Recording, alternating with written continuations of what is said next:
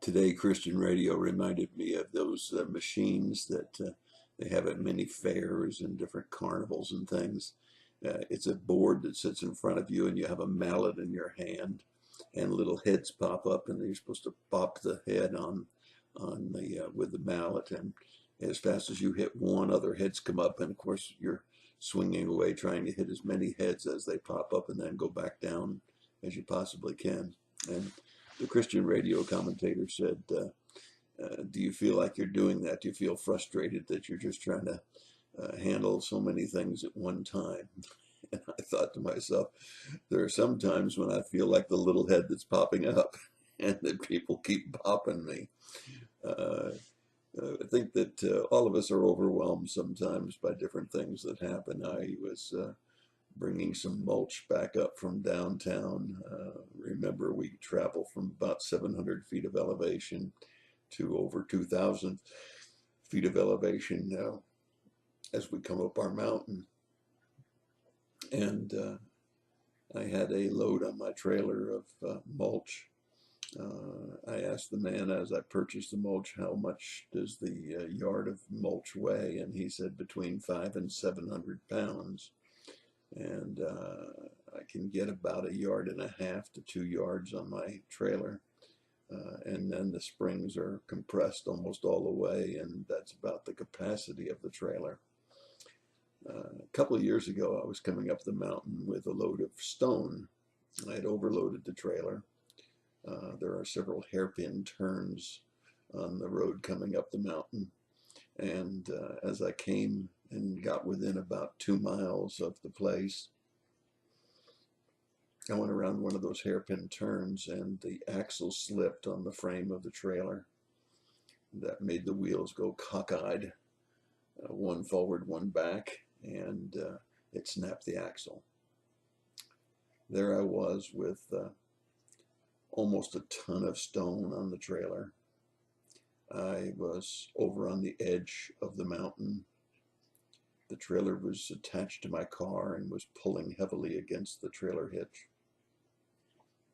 If I disconnected the trailer, it would go careening down the mountain, no telling what house it might take out down the mountain, or would hit a tree and stop, but I didn't know what would happen. There was no way of blocking it adequately with that much weight and that much of an angle on the trailer. I couldn't go further as it was clear that my wheels were turned so that the trailer couldn't be pulled, and one of the tires had already blown. And I didn't have my cell phone with me. You see what I mean? It's not just hitting the little heads, it's being the little head that's being hit. And we're all overwhelmed sometimes. This time I successfully made it up the mountain, no mishaps whatsoever. But in Hebrews, in chapter 10, it says, do not cast away your confidence, which has great reward. I have a lot of confidence in my little trailer, but my little trailer let me down. I have a lot of confidence in my own abilities, but sometimes I bite off more than I can chew.